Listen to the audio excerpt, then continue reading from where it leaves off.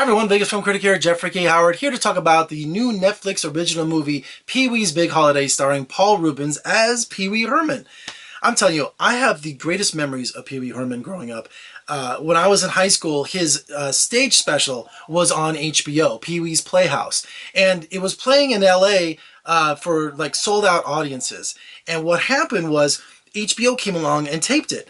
And we went crazy. Everybody went crazy for this stage show. It had Phil Hartman. It had everything that was the precursor to Pee-wee's Playhouse, the television show, which I have the box set around here. And if you've never watched Pee-wee's Playhouse, it won so many awards, Emmys and Peabodys. It was the most creative show I've ever seen. It really is. And then, of course, Pee-wee Herman fell out of favor. We won't go into that.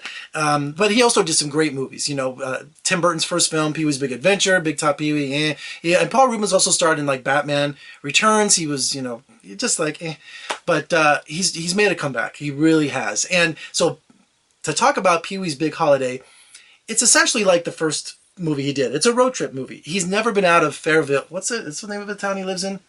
Fairville. Jesus, Jeff. He's never been out of Fairville. And this is a town he knows every square inch of. And he works at a diner. That's not so crazy. So Pee-wee Herman is working as a short order cook in a diner. And of course he makes great meals and everybody loves him and everybody's happy. And but the opening of the film, it wouldn't be a Pee-wee Herman movie if he didn't have breakfast. So remember in the first film he had that breakfast machine and a great score by Danny Elfman? Well, this time he does it again, but it's incredibly elaborate. It's like, to the 10th power how he gets his breakfast. And he has this little tiny car that he drives around and he has all these different gadgets and everything. That's multiple houses as he drives. I'm telling you, you have this big smile on your face the entire movie. So the catalyst, the thing that gets the plot moving, if you can even say that, is Joe Manganiello. Am I saying that right? From Magic Mike. And it's so funny because even Pee-wee Herman plays on that Joe Manganiello. He can't even say his name. So Joe is thrilled that Pee-wee has no idea who he is. He'd never seen any of his movies. And he tells him, I want you to come to my birthday party in New York City.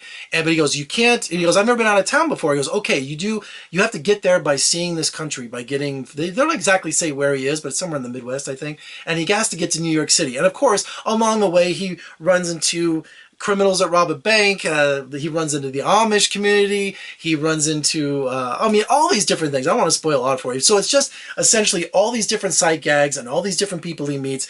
And Paul Reubens, here's what's great about the character of Pee-wee.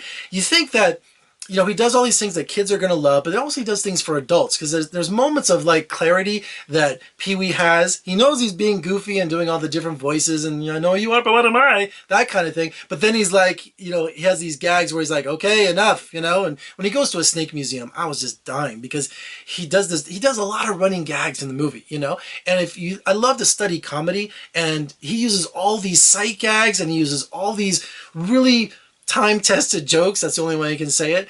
And it's really creative. It really is. It's so fun.